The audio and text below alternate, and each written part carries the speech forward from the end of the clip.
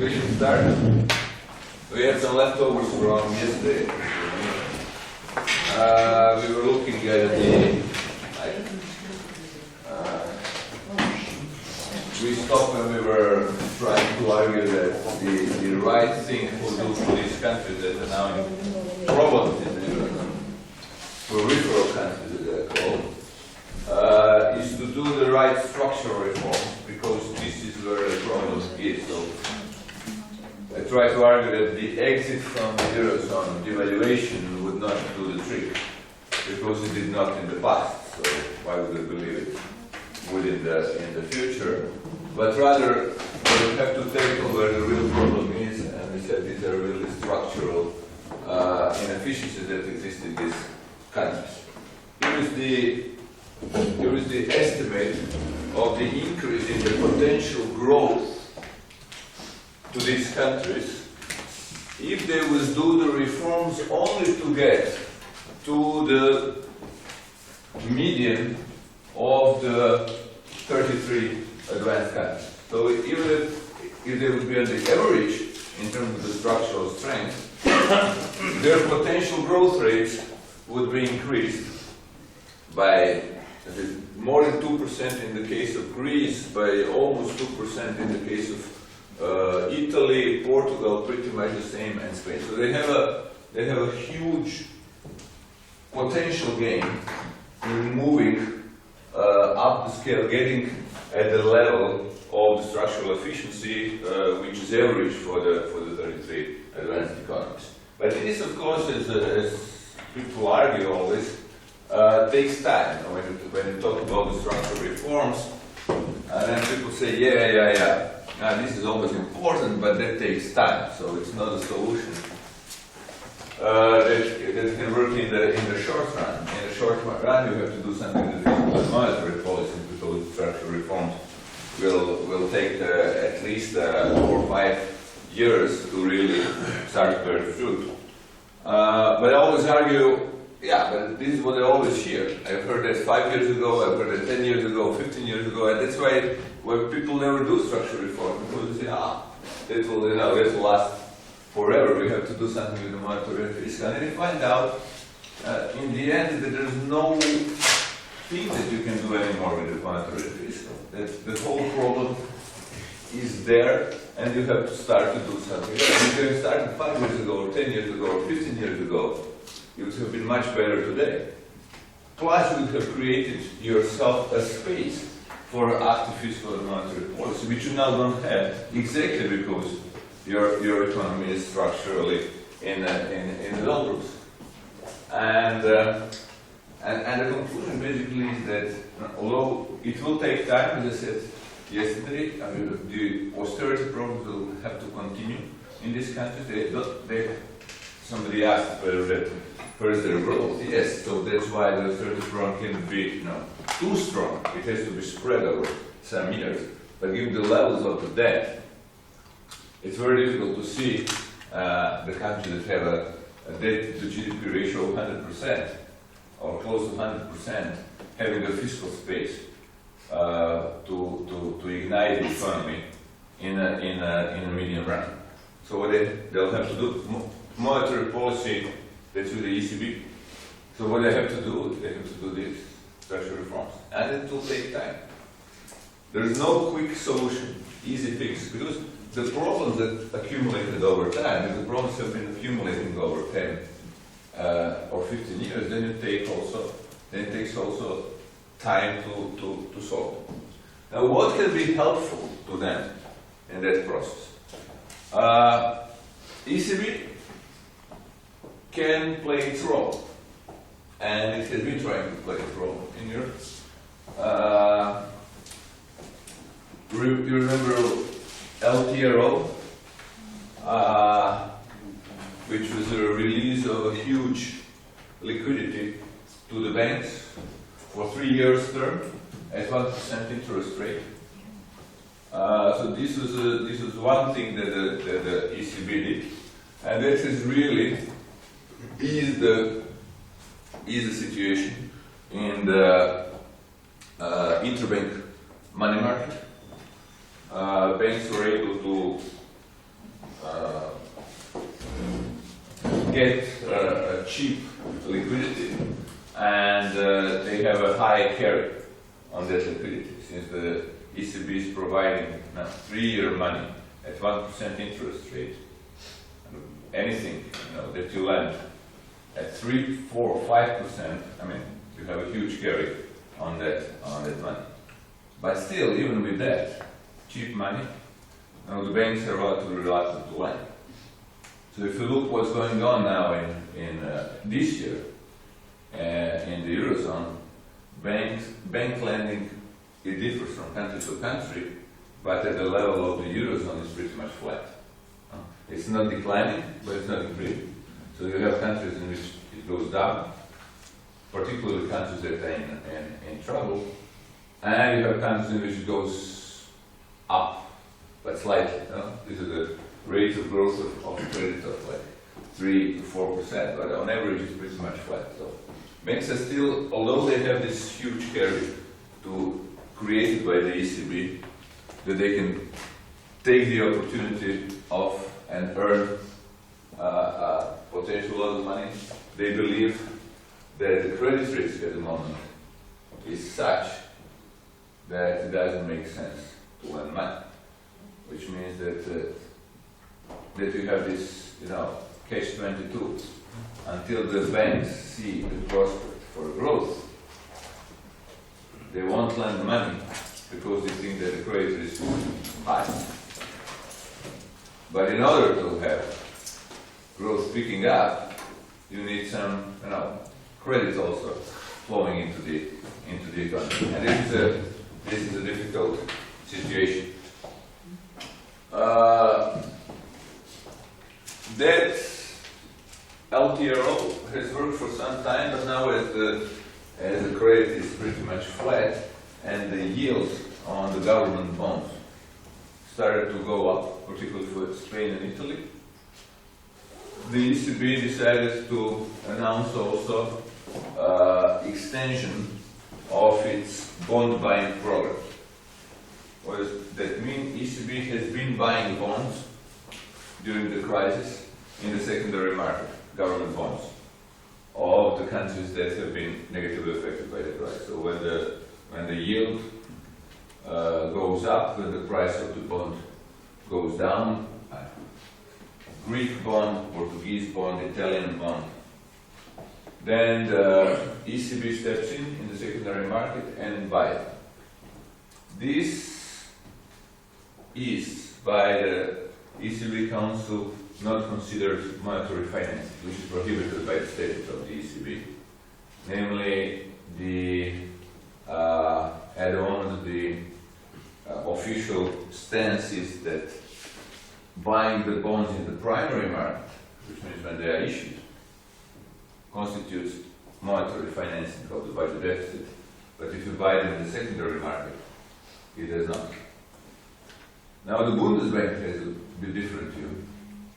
They say, well, if you buy this much bonds in the secondary market, it's actually monetary financing because you're helping the governments to raise the money through the large intervention in the secondary market. And that's where the rift between the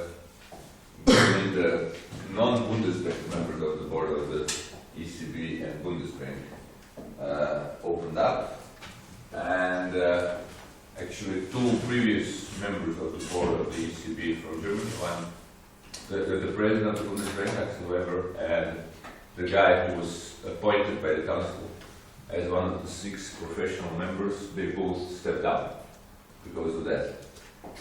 Now, a new president of the Bundesbank has been the one who voted against the new bond buying program. So still this difference in the views persists, but the majority of the people in the ECB board believe that this is necessary. And that this is allowed by the statute of the European Central Bank. Now how that program would work now, let's say, enlarged bond buying program of the ECB. They say we will intervene and buy bonds in the market only for the countries that accept the program with the European Union, which means the precondition for us to start to buy those bonds is for that country to ask Brussels officially for help, where Brussels will then basically create a program conditionality for these countries, what they have to do. So, in that sense, the bond buying program for countries is conditional on their official requirement for help from the EU. Spain is expected to be the first one to ask for the program. Until it asks for the program with the EU, the ECB's bond buying program cannot be activated. And the markets now are waiting for Spain to ask. Longer Spain waits to ask for official help from the EU, higher its yields will probably be, because the markets will be saying, okay, now your yields are down because the ECB is ready to buy your bonds, but we know that if you don't ask for a program, they won't do it. So what are you waiting for? This is pretty much what the markets are now asking the Spanish government. And the Spanish government has people in the streets protesting against the austerity measures, and they know if they get into the program they have to commit to the austerity measures. So it's a bit tricky political situation, but I would guess that by the end of this month we will see Spain officially requiring the help. Otherwise, the market will punish them, I think, severely. And they are pretty much aware of that. But of course, political economy is still difficult. Now, what the ECB is then doing is, in a way, again, as with the LTRO, buying time for this country to do program reforms. Because they say, we're in the market, we will intervene, we will not allow the market to speculate against you, to push your yields up and make your financing unaffordable. Because it's a relatively simple math if you look at the debt levels, if you look at the new debt issuance of these countries. So Spain is something like 600 billion euros over 3 years, and any basis point on that debt and refinancing makes a large difference in terms of your financing cost for the budget. Italy is 800 and something, 50 billion euros over the next 3 years issuance of the bonds. Again, if you're paying 4.5% or you're paying 7% that they were paying recently, makes a huge difference with that pile of the debt. Just makes interest rates at 6 or 7% make the debt unsustainable, because your public debt simply continues to rise because of the interest rate cost. But that's what the ECB is saying, okay, we'll be there to help you. But Germans, you don't have to worry, because it will not create the inflation. Why? Because for any euro of the bond buying program that we will do, we will sterilize.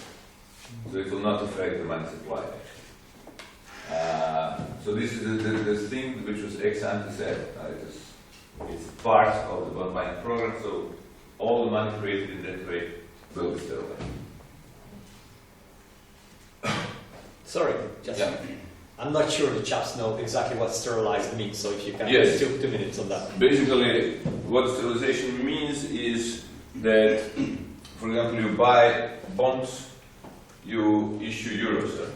When the central bank is buying something in the market, it's printing money, because it's buying it with its own printed money. So that increases, of course, the supply of money that central bank creates, in order to mop it up if they believe there is too much of it. The other way, how central banks usually create money through the intervention in the foreign exchange market. If you have capital inflows, in order to prevent the appreciation of the currency, if you have domestic currency, you have to buy foreign currency, and therefore you create supply of the domestic currency. So that can be really excessive, given the monetary policy stance, given the inflation objective. So what do you do now with that domestic money? You have to sterilize it, mop it up. How you do that? You issue central bank paper to the banks, and they buy the central bank paper. That's how your money comes back into the central bank. And then, of course, you pay some interest rate to the banks while you sterilize that money. So you issue central bank bills, basically, to sterilize or mop up the liquidity from the market back into the central bank. And this is, of course, Germany always worries about the inflation. So if you increase the money supply through the intervention in foreign exchange markets or through the bond buying program, that they're as Friedmanian as anyone can be. They say, in the long run it has to increase the inflation, and therefore we are not supporting it. And then ECB said, okay, don't worry, we're gonna mop up that. Of course, if you do a lot of it, I don't know if you wanted to go into the central banking issues, but if you do a lot of sterilization, in the end that affects the P&L account of the central bank. Because for any amount of the sterilization, you have to pay the interest rate. And therefore that's not very good for the profit and loss account of the central bank. But central banks are not there to make profit, which I often try to explain to the people in my parliament. And they keep on forgetting about that. Where's their profit? For us it's very easy. We can make a huge profit if you as a parliament give us a golden profit. I will make a huge profit. What will happen to the economy right now? But it's not what you said. I mean, you have adopted the statute of the central bank here in the parliament. It says it's inflation. It's not a profit. So why do you keep on asking me for a profit rather than for inflation? Okay, but that's with the politicians. It's always difficult. Yeah. What's the degree of independence of the Croatian central bank from the government? It's high, actually. It's high. De jure and de facto it's high. I can tell you that since 2000, basically, the government did not in any way try to interfere with what we do. Before 2019, there was some pressure from the government, etc. Some open fights, but since then we are quite independent. But for the central bank, it's also what is really important for the central bank. How do you gain your independence? You get it through the law on the central bank. You're independent. Then you have personal independence. You have institutional independence. You have independence in choosing your monetary policy toolbox. You have financial independence. So government cannot suggest you what kind of monetary policy to make. They cannot remove the members of the board for the term. They cannot set their wages, and basically they cannot affect its capital base. It's the central bank's decision. But this is then the jure, it's on the paper. However, we've seen recently that when somebody wants to push the central banks, they can change the law. They have a parliament. So they say, okay, but since next month you will not be independent because we're going to change the law. So how do you have a de facto independence? I think that the most important thing is that you are credible towards the population. If you have support of the population, if you have popular support, if people believe that you are independent, that you are doing your job properly, then it's going to be much more difficult for the politicians to attack the central bank because it has a high political cost for them. At the moment in Croatia, for any politician to try to attack the central bank is not a very popular thing. And they know that. So nobody tries to do that. So as long as you have this popular support, you are safe. if you lose the popular support, if people stop believing you, no, that opens the space then for the politicians to push you, and then you have problems. Then it can go different ways. We've seen, for example, in Serbia also, these days they change the whole management. They just threaten they're going to change the law. And then the bank didn't have enough of the media support, public support in the. Otherwise they would have survived. But without that, if you don't have this media public support, it's difficult. It opens the door for the politicians to press.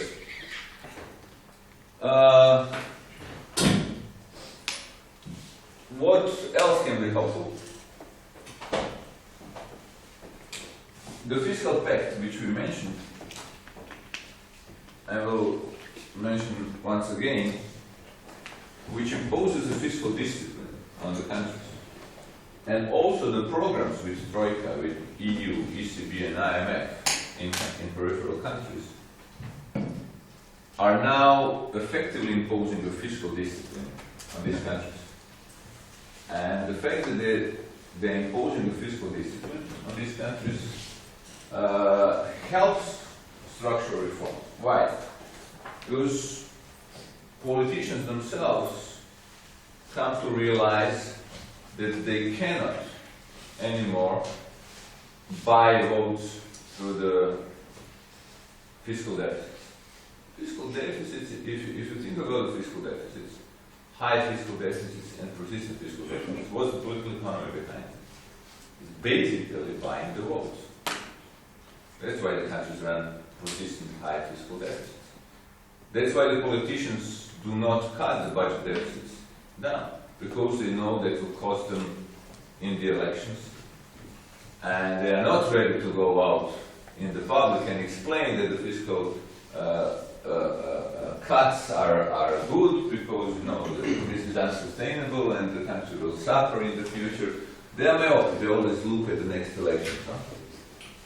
So in the countries where you had a high accumulation of the debt over time, they had a high fiscal deficits for prolonged periods of time, and the political economy behind it was borrow money abroad or domestically, distribute it to the electorate through the fiscal deficits, increasing their wages, benefits, social welfare, whatever, and get re-elected.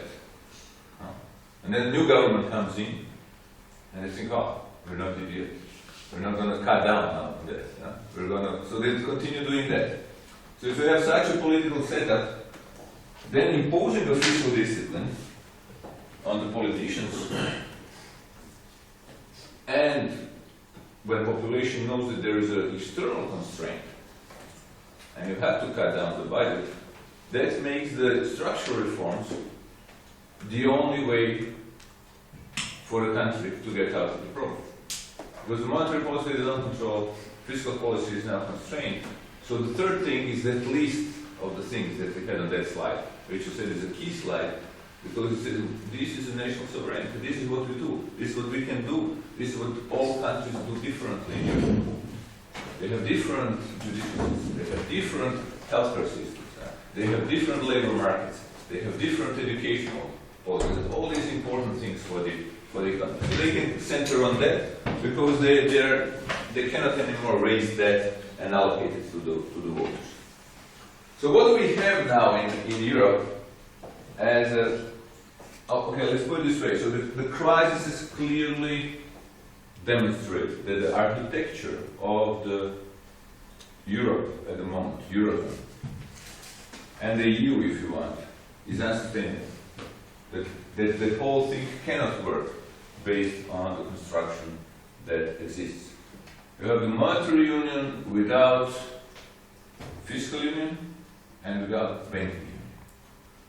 And this crisis has demonstrated clearly that it's unsustainable. It cannot last. It's gonna, crash, disappear if something is not changed.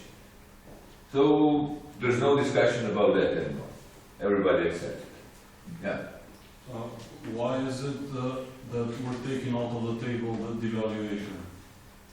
Because It worked actually. In Argentina it worked. Why don't we use the same recipe? Why do we have to actually start a new way of getting out of the problem when we know the recipe? well, two things, three things. First, whether the devaluation has worked in Argentina or not, we can discuss that. I don't think it has worked in Argentina. I think this is a false assumption that the devaluation has worked in Argentina. Argentina is still a bankrupt country. Still, after all these years, they have no access to the international financial market. The only money they have been able to raise over the last 15 years was from Vujcic. Nobody else would lend $1 to Argentina. If you go to Argentina, and I'm going next month to give lectures at the university there, to Cuatretela, with our friends, you'll see that the country is still in a very, very difficult situation. Economically, socially, inequalities has increased. It's not. There is this perception, so that Argentina got out of the problem. It did not. They were lucky that the prices of the commodities, of which I will talk in the next lecture, shoot up. So their terms of trade increased immensely. But the macroeconomic policies did not work. Monetary policy, I'm afraid, I should not say bad things about my colleagues, but as someone else, is not really working at the moment in Argentina. Okay, but why in Europe? Because in Europe you have one currency, you have euro. These countries do not have their own currencies. No. Greece, Portugal, Ireland, Spain, Italy. And they cannot devalue at the moment. It's simply that. If they would get out of the euro, that's the only way that they could devalue. They have to get their own currency. They would immediately be completely bankrupt. The estimates, it's very difficult to estimate this scenario, but the estimates now are that they would lose between 40 and 50% of their GDP. This is a catastrophic scenario for these countries. Why? Because all their debt, government debt, corporate debt, private debt, is all in euros. So you have your own currency. The moment you have it, it's not going to devalue by 10%. It's going to collapse 50% or even more. What would drachma today be worth to the euro? And all your debts remain in euros. So you basically cannot service anything. Internally, all the banks are bust immediately. All banks in Greece are dead. Government cannot collect the revenues. You have to start basically a country from the scratch. So nobody wants to take that road if possible. I don't think that the politicians, any politician that would be in the seat at that moment would survive that. And they also know that, so they can threaten with that, but they don't want to see it happen. But it's just not something that can help these countries. Just a question relating to that. What about just inflating the euro? That would help a lot of the countries with this debt. Is it only because of this German subjectivity that they don't want to inflate the euro? Exactly.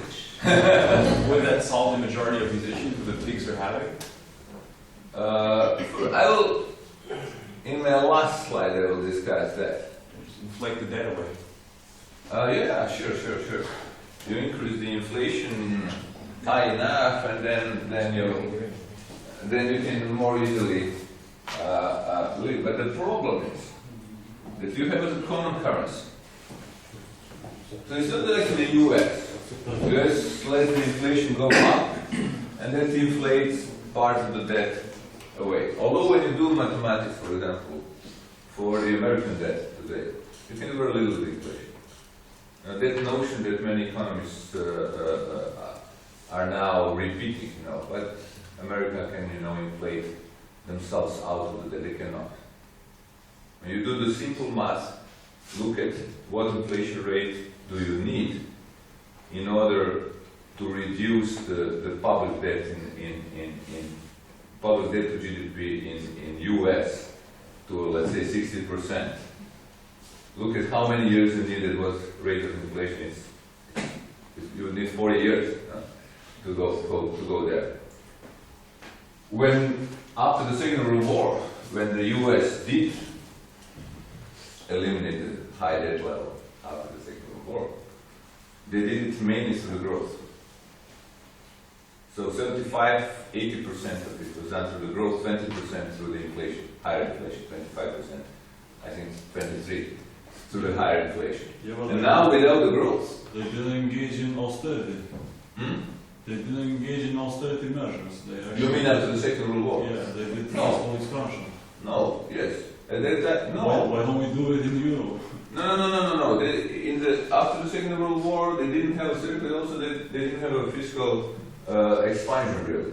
Large fiscal expansion. They spent a lot of money in military for the Cold War. They were preparing. Yeah, but the accumulation, they didn't have an accumulation of the debt.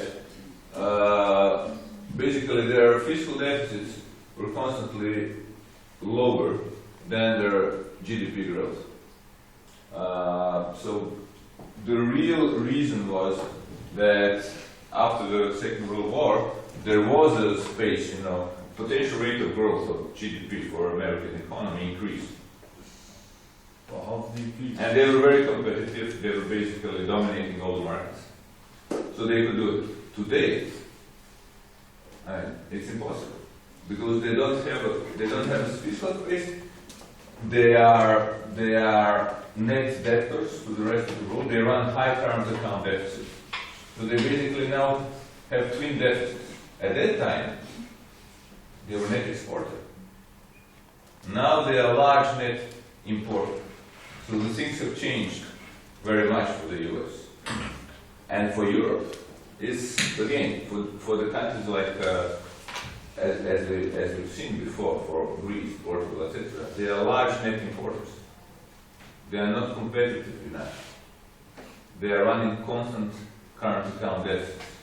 Even now in the crisis, except for Ireland, these countries were not able to turn the current account into the surplus, in spite of the decline in domestic demand due to the austerity problems. So they have a serious competitiveness problem, very serious competitiveness problem. And the serious competitiveness problem comes from the fact that they're structurally a very weak economy, except for Ireland, which is structurally a strong economy, one of the strongest economies in Europe and in the world. Ireland.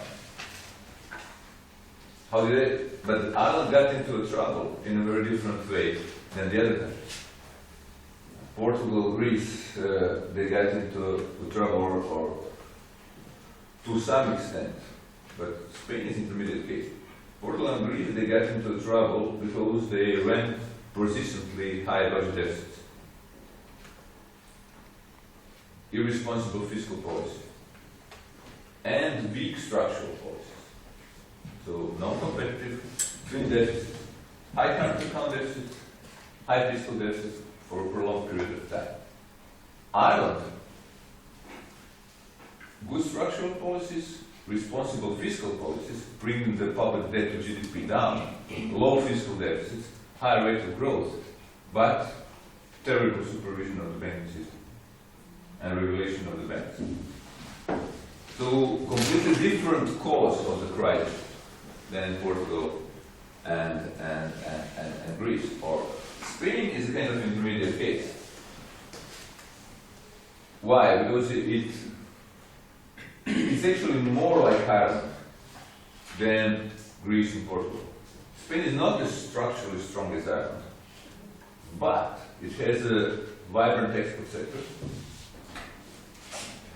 It had much less irresponsible fiscal policies, actually was able to bring down the public debt to GDP, Now, you have to be careful when you say that, because they were able to bring down the public debt to GDP ratio to a large extent because they have the weakness which eventually caught up on them, and that was again poor supervision and regulation of the banking system. So the supervisors, regulators, were allowing the banks to extend huge amount of the credit to finance the real estate developments. Plus they had the foreign money also flowing into the Spain to fuel this real estate boom. Now the banks that were involved, now there is a difference between Spain and Ireland. Okay, now that I started to talk about that, let me finish. In Ireland, these were large private banks that were doing things that the bank should never do, and the supervisor which turned their head away and allowed them to do that. In Spain, private large banks are healthy, they ran good policies, but those that got into trouble were so-called cajas, government-owned banks. So the banks, each region in Spain has its own government-owned bank. Caja de Bilbao, Caja de Valencia, Caja de whatever. So these guys connected with the politicians, who were connected with the developers, so that created a fantastic fear. You have the politicians who decide on the urban planning, having deals with the developers, and the banks controlled by the politicians, fueling money into that business. Profit margin is huge. There was no such business in Spain as a real estate development. Why? Because you buy a swath of the agricultural land at 5 euros per square meter. Then the politician turns it into and then that you buy with a loan from the bank, regionally owned bank. Then the politicians agree that the local, in Valencia or Galicia or wherever, urban planning office will turn it into a building land. So suddenly, from the price of 5 euros per square meter, the price goes up to 150 euros. Well, nice margin to make. There's no such a business where you can make so much money. Not even the fashion business. It's better than the fashion business, where the production, so we were discussing yesterday how much production of Louis Vuitton bag really costs and how much they sell it for. But here is and then you share money. Look, I mean, don't quote me on that. There's a camera here, but you can imagine, how can you make a nice profit? How everyone who is engaged in that business can profit from it. And then, of course, then you start to build something up. Then you get a larger loan from the bank, and you construct the apartments, shopping malls, whatever. At the moment in Spain, you have 1,100,000 unsold housing units. 1,100,000 unsold housing units in a country which has the highest ownership ratio of housing units. So everybody has a flat, a house, and then you have 1.1 million which are now sitting there in the market unsold. So you can imagine where the real estate sector is and where the banks are that finance that. They finance this 1 million housing units, and now they cannot collect the money. So of course they went bust. That's banking, which it's almost like a hospital bank for the cajas, which will now have to be rejected. Just a moral. You have this Kaha system in many other European countries, like in Hungary, and in German-speaking, the Sparkasse and so on and so on. And these governments learned half the lesson.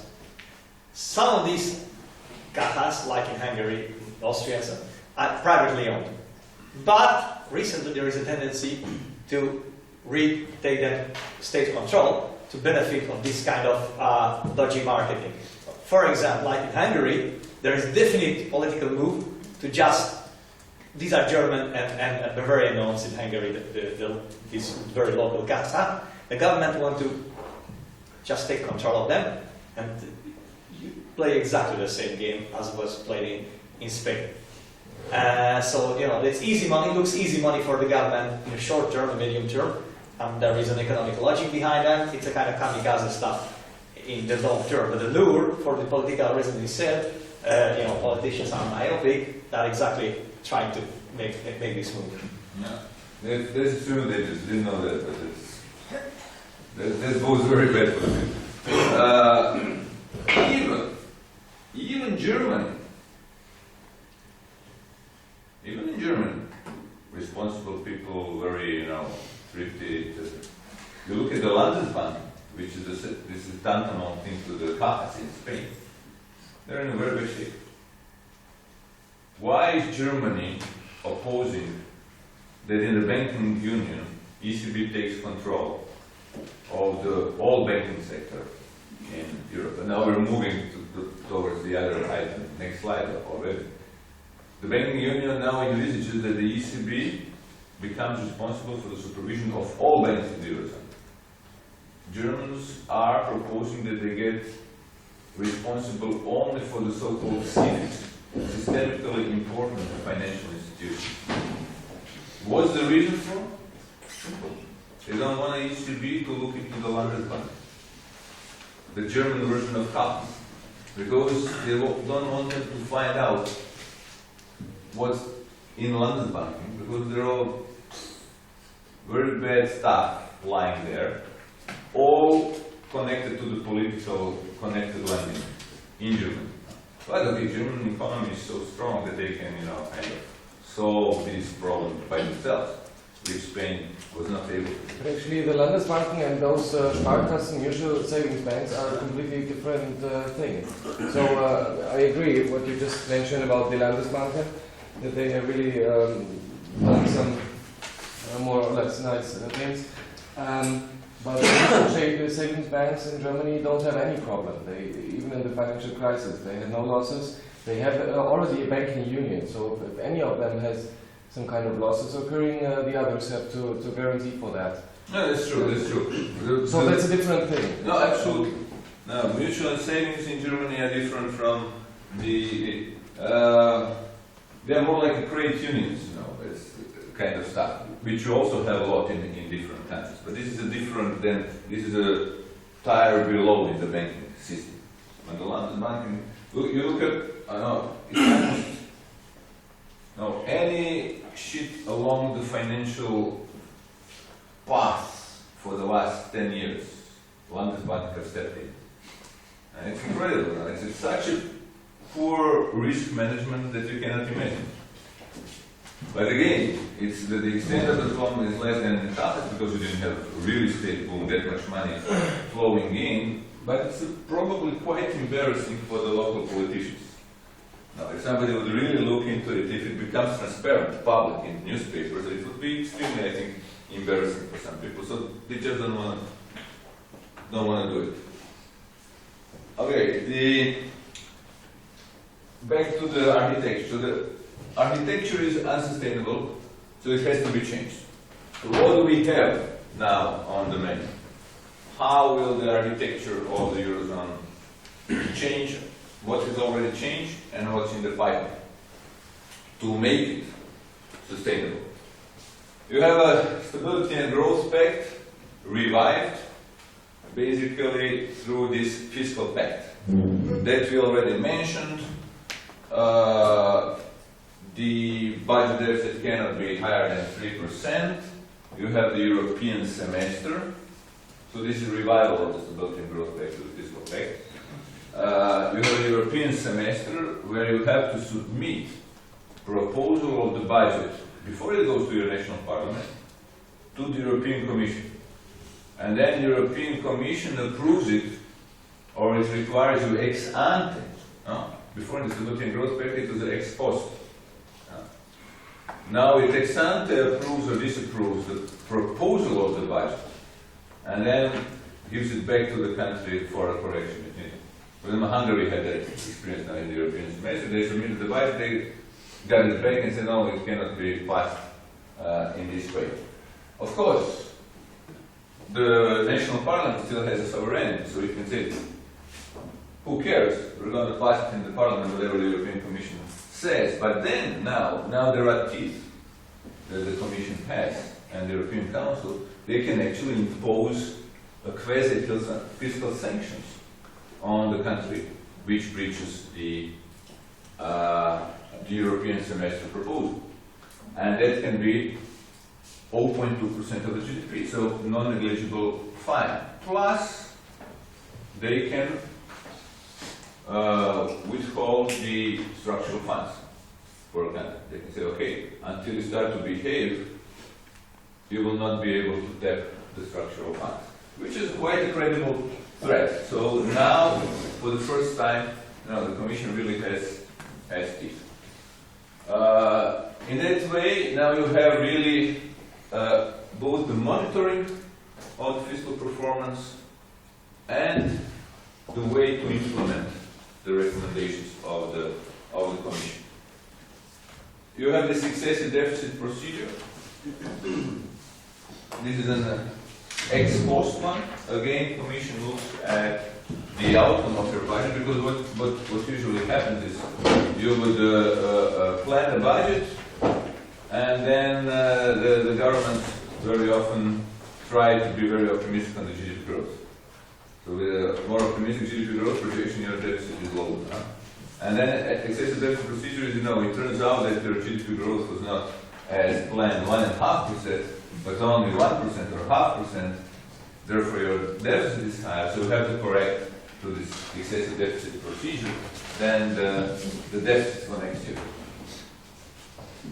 On top of that, now you have something new, which didn't exist in the original design of the European Monetary Union at all.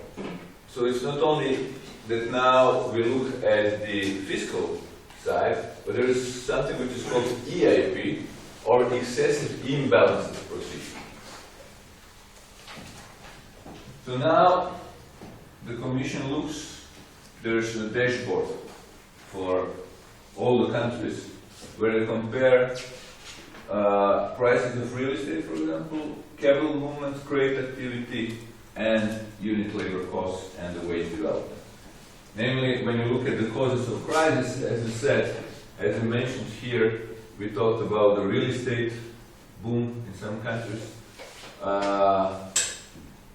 There was a credit activity booming in many cases, too rapid growth of the credit, and the unit labor costs increasing, which means wages over the productivity. And now the Commission's goal is to correct for these imbalances early enough when they start to happen, rather to let 11, 12 years of those developments going on unchecked and unchallenged until the crisis becomes so severe that you're in a deep trouble like countries are right now. These things now also constitute informally something that the Commission and the ECB will be looking at when country asks for entry into the exchange rate mechanism. Exchange rate mechanism, as I mentioned, is this 2-year waiting room for entry into the European Monetary Union. So before you enter into the exchange rate mechanism, they will look at these imbalances, and if they find out that there are large imbalances in some of these areas, they'll say, okay, why don't you correct that first, and then we'll let you in. Because we don't want to anymore repeat the mistake of letting in the countries which are not ready to get into the monetary union. So now we want to make sure that you have done your job before you get in.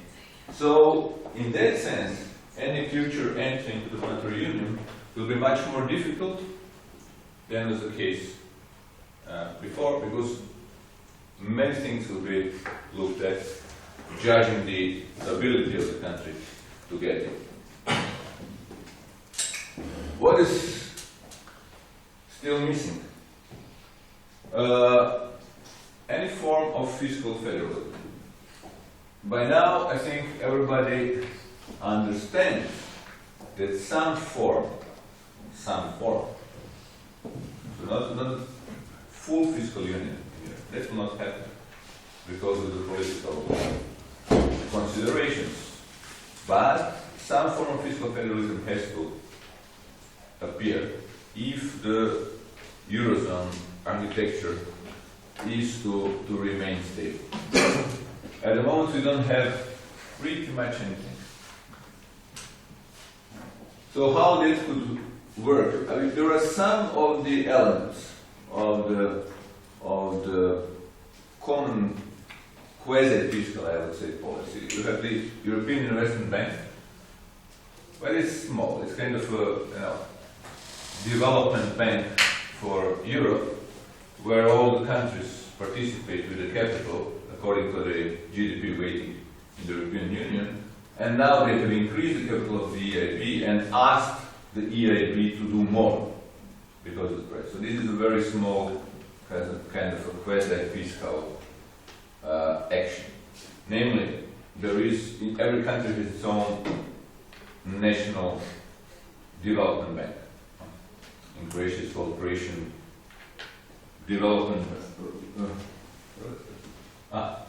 Croatian Bank for Reconstruction and Development. In Germany it's KfW. I know in Hungary, I'm sure there is. Hungarian Development Bank. There you go. Yeah. Yeah.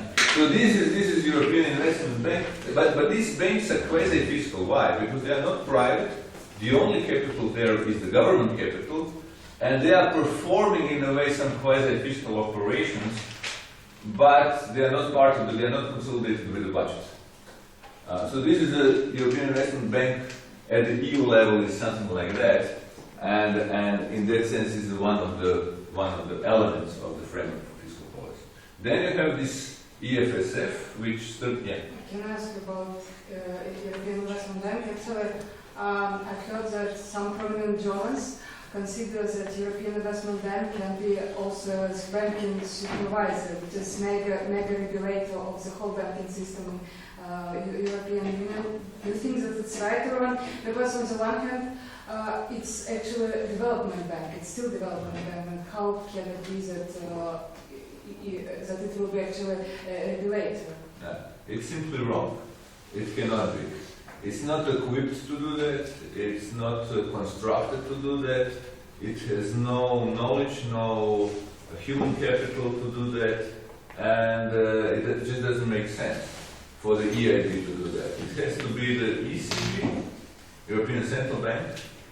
That's the optimal solution. Or if somebody would not like the ECB to do that, then they would have to create a separate regulator, supervisor for the European. But in no country the development bank is supervisor. So why would it be? These are like complete, strange ideas. Let me put it that way. But no, European investment, and it will not become. And it will not become a regulator. It's going to be ECB.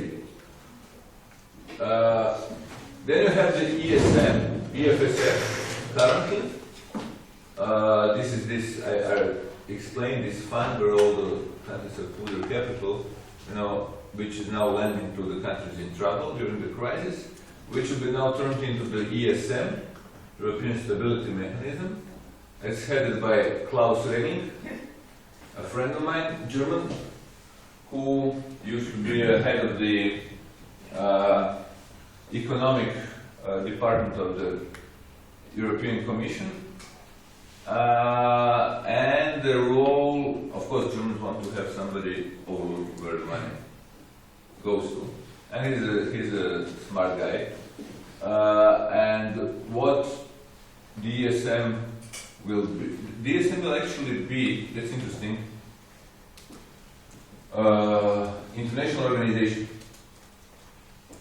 set up as an international organization.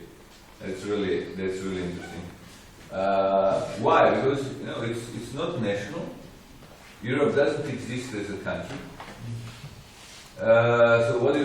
You're setting up the institution like that. You set it up as an international organization with participation, of course, of the EMU countries, actually. ESM are EMU Eurozone countries which participate to the capital. So this is clearly a fiscal arm of the EU. First outright fiscal arm, because it performs really fiscal operations and is completely funded from the budgets of the individual Eurozone member states. But it's limited, because the money that is committed can be used. There is nothing unlimited there. They don't have, as you said before, unlimited firepower, nor the taxpayers in Eurozone countries guarantee for anything more than the amount of the money that they committed, 1,000 billion euros. It's a significant money, but it's not like unlimited. Eurobonds, we discussed, I'm not going to repeat. They are a possibility in the future. If you have a monetary union, it makes sense to have also common Eurobond that would reduce the cost of financing, increase the liquidity, and would be the only thing that competes with the treasury bills and treasury bonds in the world market.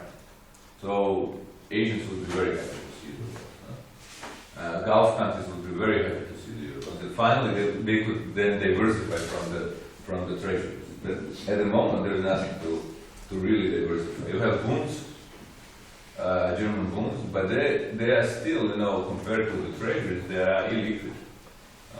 There are so few of them, because the German economy is much smaller, plus the Germans don't run deficits like Americans.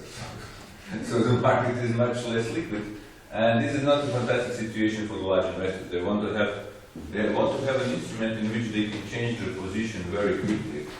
So if you want to offload 1,000 billion of something, dollars or euros, the only instrument at the moment that you can have to do that are the treasuries.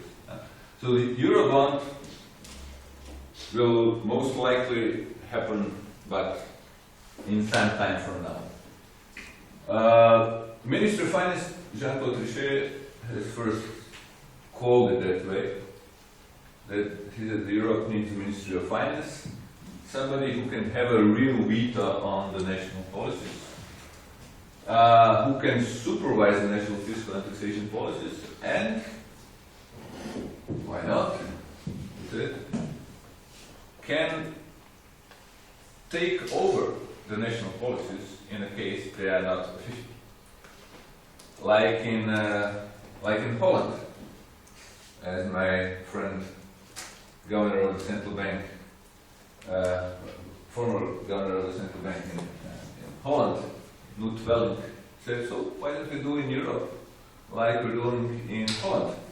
We have these regions, local authorities, and when they are unable to run fiscal policy properly, when they get too indebted, the national government simply takes over the region.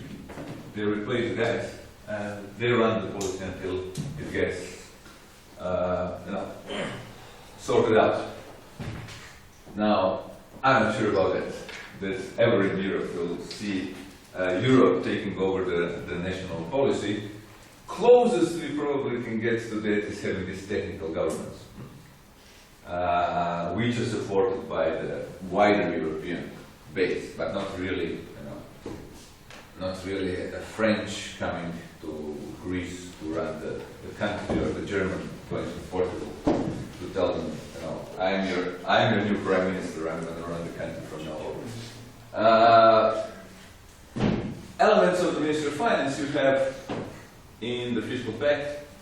Supervision of national fiscal and taxation policies is now, for the first time, I would say, firmly in the hands through the European semester of the European Commission. And they will, so far they have been using it. Because once you get that, you have, in order to be credible, in order for the markets, for people to believe that you will be actually using your powers that you got, you have to use it. They started to use them. For example, Hungary was the example, and if they continue to do that, they will gain the credibility, and then this will exist. Veto doesn't exist. Recommendations exist, but the recommendations with the possibility of fines. So if you do not stick to the recommendation, you can be fined through the outright penalty, financial penalty that you have to pay into the European budget, or through withholding of the structural funds.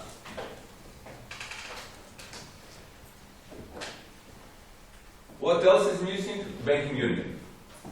So that's another consensus. We need to have a banking union for the Eurozone to be sustainable, to function. Or you can say federal euro area framework for bank policy. Now, if you look at the outlook in different markets of the creation of the common monetary policy, monetary union, you can see that you had immediate, of course, integration of the money market, because you have common monetary policy, common issues of the money. So by definition, you have integration of money market. You have one interest rate, one money. You had a relatively high degree of integration of the bond market, because the issuance in the euros increased so much that it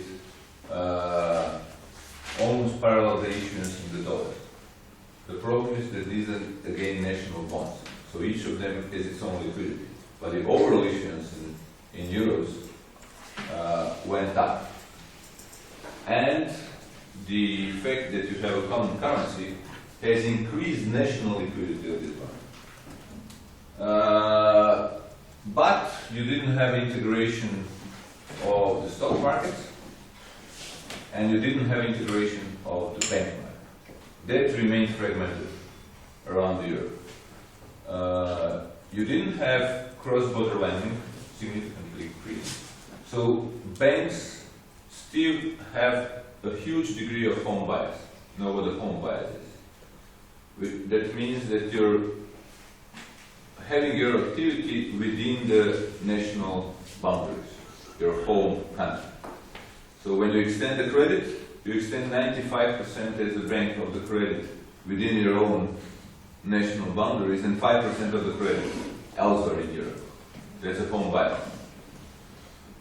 I don't know if you learned about the Felsen-Korioka puzzle and the home bias in it. But this is something very, very similar. In the banking market, you have a huge home bias, very little cross-border credit, which means that there is a little competition in Europe. So you have the same market with the freedom of movement of capital, with the same monetary policy, with a completely integrated money market, with the same interest rates, and still you have no competition between the banks. Everybody's keeping their national turf, and doing business in its own national turf. There is no European-wide bank in the single market. This is a big failure of the common market / common monetary policy. And why is that so? Because you actually don't have grounds for the banking union in Europe still. And the governments were constantly supporting their national champions, basically creating all kinds of obstacles for any integration in the European banking market. You didn't have basically a single deal, except for Unicredit and Hypovereinsbank in Bavaria, in Munich. So that was the only significant cross-border deal in the European banking market since the creation of the monetary union, and actually since the crisis. Romans spread their banking system across the Europe already. Well, but since the Second World War, let's say, there was no such an activity. Why? Because the governments would not allow that to happen. Now, Sorry. Well, let's make a caveat about that because that's still maybe slightly confused about. This is true, but okay, this happened through ownership. Let's say peripheral countries like Eastern European countries, a lot of banks from Germany and France and the UK, you name it, just bought local banks. right. And therefore, this is true, but on the other hand, you have a lot of banks which have kind of daughter banks all around Eastern Europe. Actually, the banking union worked in Eastern Europe through these banks. Exactly. That's what I said yesterday. By the way. Yeah, That's so also true. this is a substitute of the trans-European banking system because locally, in some geographic area, you have actually Right. UniCredit is present in many countries, and that's kind of local trans-European bank if you like Absolutely. to define it in that way. Absolutely. Good that you're pointing out that. The banking union actually worked only in Central and East Europe. Yeah. It didn't work among the old member countries. It worked with the new member countries, where the average penetration of the foreign banks in the domestic market is 87%. 87% of the assets in the Central and East Europe are owned by the banks from the EU, Eurozone, from the old countries or from the Eurozone. So this is where there were no obstacles for entry of the economy. But what I was thinking of and pointing to is we didn't have deals between France and Germany, Germany and Italy, Italy and France, UK and Germany, so Spain or any larger country. They would keep their national champions to themselves and would not allow what they, by the way, preach to Central and East Europeans is very good for them. Which is no, what applies to you does not apply to me, kind of a policy. And by the way, Central and East Europe has profited from these investments of the foreign banks into the Central and East Europe. But of course, there is a other side to it now in the crisis that we are worrying about the behavior of these foreign banks through the deleveraging. And also the risk that something bad happens to their mother bank. They are subsidiaries, which you have two ways of basically setting up the bank in a different country. As a subsidiary or as a branch, which is a huge difference between the two. Within the European Union, you have something which is called European passport. You've heard about the European passport. So if you incorporate in any country in the European Union, you can, without requirement asking the national regulator, incorporate, basically, you're incorporated in all other countries of the European Union, which means you can open the branch in any other country in the European Union. So you don't have to ask for the permit. You don't have to put the capital into that company. And so if you're incorporated here in Budapest, you can go and open the company in Frankfurt without setting up their company, paying in the capital, and looking at the national regulation of Germany. So this is the branching out. So any bank can open the branch anywhere without capital, without asking the local supervisor regulator. But they can also set the subsidiary. Subsidiary needs the permission of the national regulator and fully paid in capital into that bank, into that corporate, whatever the corporate is, under the national regulation in that country. And then, if it's a subsidiary, it's regulated and supervised by the supervisor in that country. If it's in Hungary, then by the Hungarian central bank. If it's a branch, then it's not supervised by the local supervisor. It's supervised by the supervisor from a home country from which this bank is coming. Most of the foreign banks in Central and East Europe, large majority, with some exceptions, are subsidiaries, not branches. Which means that they are, and this is a very important point, because it means that they are not liable with their capital to whatever happens to their mother bank. So, the Euro, their mother bank, Unicredit, can go bust in Italy, and the Unicredits around Central and East Europe would not lose a cent because the mother bank went bust. Particularly because they are not in a creditor position, but in a debtor position to the Unicredit. So they are not liable with the capital, and they have no claims on the Unicredit in Milan. However, if Unicredit goes bust in Italy, that does not mean anything good for these banks. We know that, because they would lose the credit lines that they have with the mother bank, and there is a danger that, you know, when you have a big ships, it would, you know, with the ropes, pull, you know, the subsidiaries around. Now, we don't know how that would look like if it happens. Maybe you would have a rational decision to cut the ropes, and later sell these boats, and therefore recover some of the losses that you made in a home market. That would be a rational economist approach to the banking crisis in Europe. But people, when the crisis starts, often behave irrational. So they must hold to the ropes and then basically submerge all their subsidiaries with the mother banks. But we never had that case. We never saw what happens in that case. And even if we did, we wouldn't be able to generalize and say next time around it's going to be the same. But it's clearly danger. This is something that we have to worry about at the moment. But going back to the pillars of the banking union in Europe. So there are three main pillars. First one is a common regulator and common supervisor.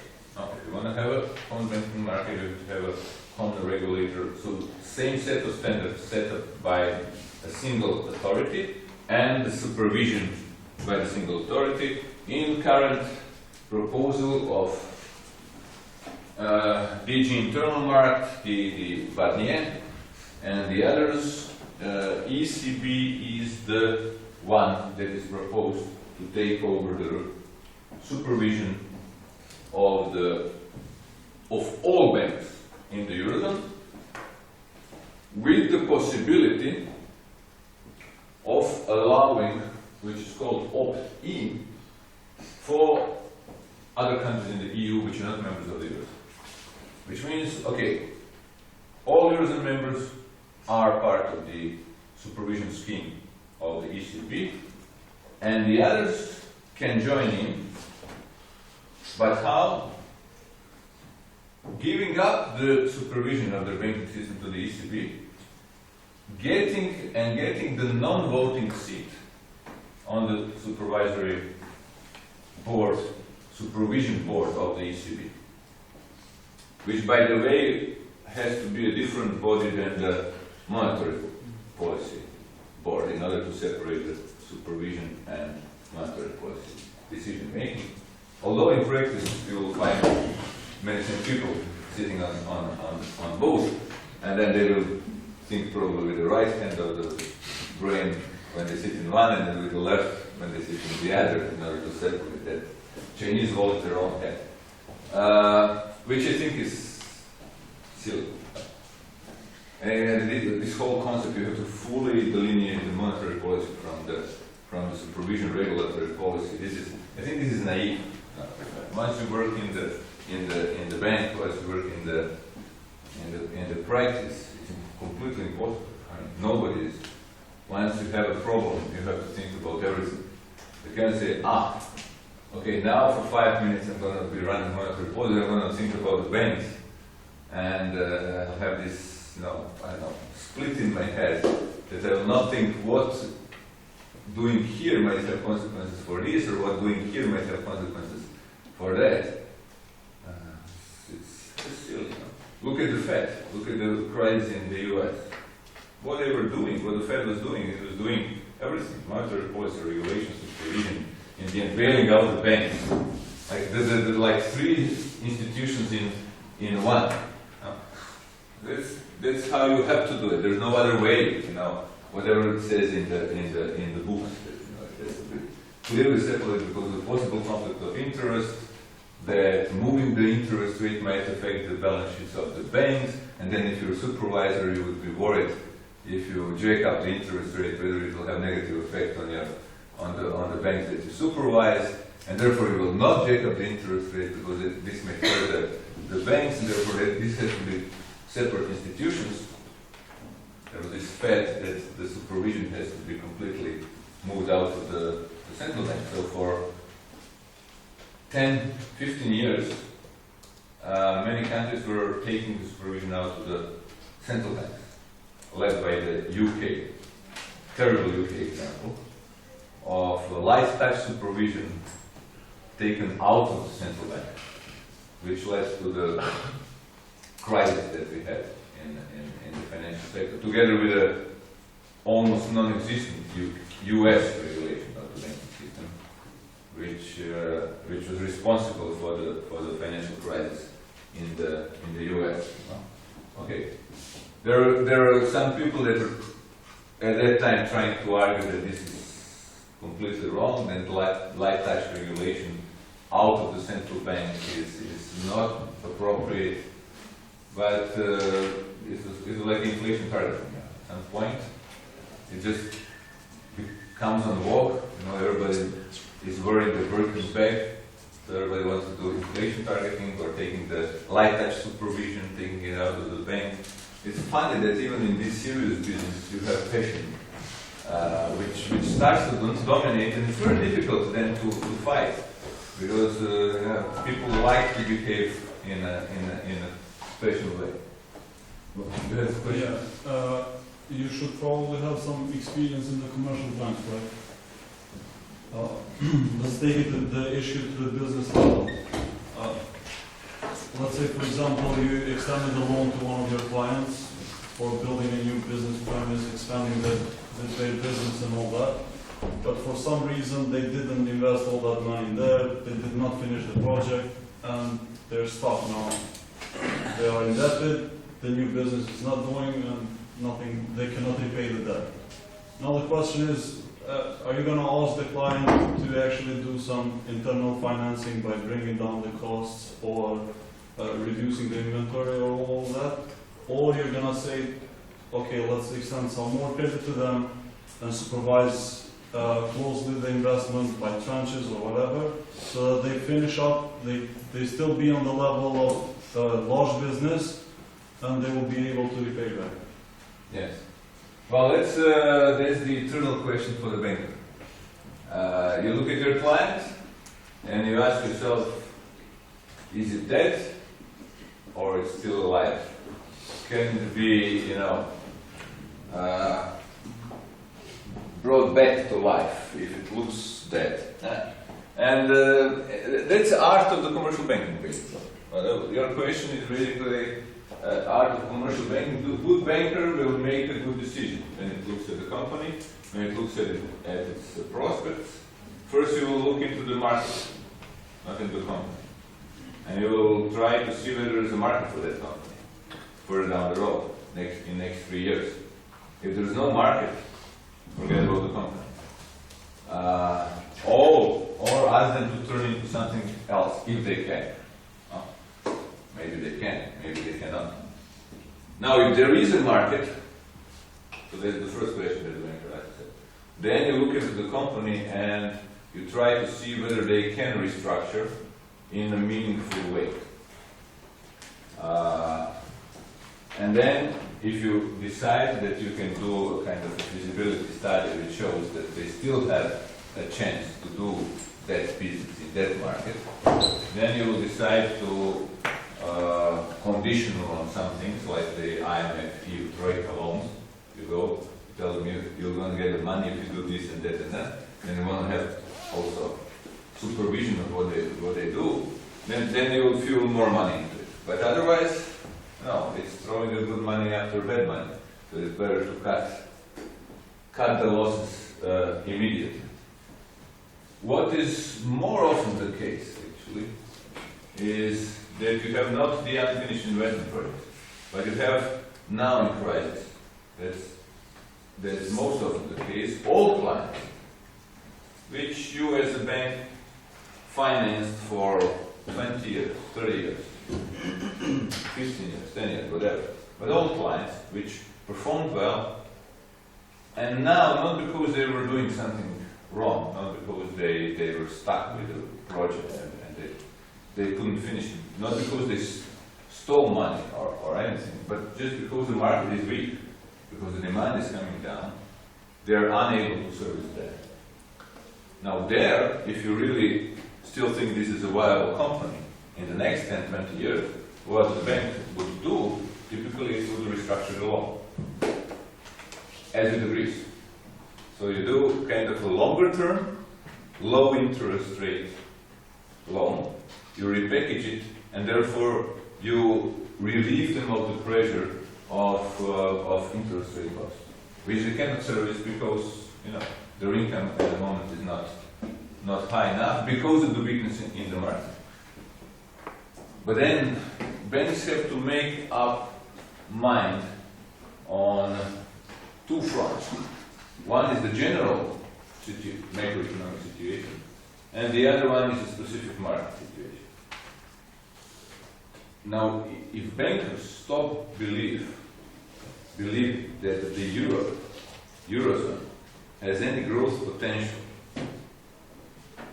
in the next 5 years, that's catastrophe. Because the rational business decision then is not to lend. You're not going to lend in a market that's not going to grow. As simple as that. Very simple thing. And that's a real threat now to Europe. Yesterday we had this article in the Financial Times by Martin Wolf. Could it be the end of the economic growth? Basically what happened was that due to the too lax monetary policy and too high credit growth, you had many years of excessive growth of GDP, not based on the fundamental improvement in the productivity, but on the input of capital into the economy. So if you look at the components of growth and you look at the increase in the capital, labor contribution and productivity contribution, that's the usual stuff that you do in the first year of undergraduate and graduate studies, and you decompose that in Europe, you'll find out, and in the US, but in the US, situation is a bit different.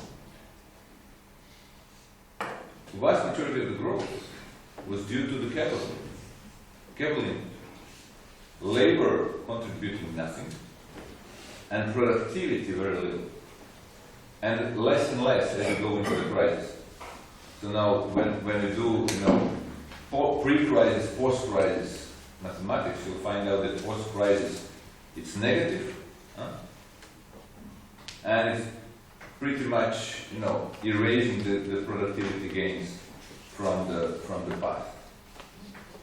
Now when you think about, if you're economists in the commercial bank, and this is what they didn't do prior to the crisis, but if you have to think about it now, and you have to think where the growth will come in Europe in the next 5 to 10 years. So as an economist in the bank, you have to go to your CFO and CEO. They invite you to the room for a glass of whiskey and say, so how do you see next 5 years? What do we do as a bank? Then you have to tell them, I do or I don't see prospects for growth. And this is what I see as a realistic growth for the Eurozone market, or for the Hungarian market, or for the German market, or for whichever market they ask you about. And then they will ask, but where it's going to come from, or not come from. And then you have to say, well, I see actually much higher labor force participation rates. Where will that come from? I don't know. Or I see relatively high rates of growth of productivity. Okay, where will that come from? Or I see another flood of capital. Where will that come from? So it's a tricky situation, I think, now to see where the growth will come from. The best bet, I think, is doing structural reforms and looking at the emerging countries. Now, because Europe still has the technology and know-how better than anyone else except US. And it can exploit the fact that the rest of the economy is unaffected by these problems of overburdened debt economy. So too much debt in whatever you look, it's not just the government. It's not just the government. What we were talking about is the government. I can show you also the slide which will show you the leverage of the companies, corporates, and the households. Now, households are doing relatively okay on average. In some countries they are overburdened, but on average, in Europe, households are okay, but the corporates also leverage. Corporates have a problem, they have a high leverage and relatively little capital, equity.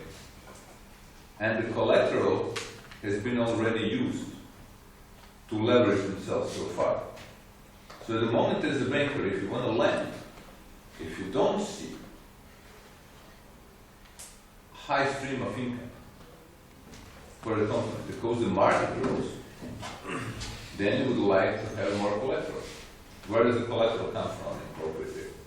Either from the equity or from some, the real estate, the factory as a collateral, production facilities, the machines, whatever they have. Now the real estate prices are not doing particularly well, and most of the collateral has been already taken up. Equity levels compared to debt are relatively low, and the markets do not really seem to be growing rapidly. So for the banker, it doesn't look like an opportunity to lend, and that's the problem. That is the problem. How to people don't understand that. They say, okay, monetary policy should push more money, and therefore they're going to lend. No, they're not going to lend if these conditions are not satisfied now. Because why do they lend? Even if they take money 1% from the ECB, first, it's a 3-year money. So if you want to lend it to a longer-term project, 10 years or whatever, you have a transformation of maturity, that's what the bankers are paid for, of maturity. But still, why would you lose money if you don't think that there is a credit worth in the project? So that's why I don't want to paint, very bleak picture to you now. But what I want to say is that whatever you look at the moment, it seems that the crisis will be longer. I mean, it's been long already, 4 years, but I don't see that we're going to get out easily in Europe out of this crisis. Plus, we can have, and I'm not going to have no time for the second lecture, because in the second lecture, at the end of the second lecture, I want to tell you that there are new problems, possible huge problems, looming from the US. And maybe in China, for very different reasons. Now, if the US gets in trouble because of this fiscal cliff, now what's the fiscal cliff? You've heard about the fiscal cliff. It's US public debt to GDP ratio increasing, and we cannot see the end of the increase of the public debt to GDP ratio at the moment in the US on the current policies, even with anything proposed in the American electoral campaign now. nothing stops increasing of the public debt to GDP rate. It only slows down. But it's not clear how you're going to even execute that. If Obama wins the House, Republicans Congress, you're stuck. You cannot agree. Democrats want to slash the defense spending. Republicans don't allow them to do that. Medicare, they will not, because this is a campaign run. So what do you cut?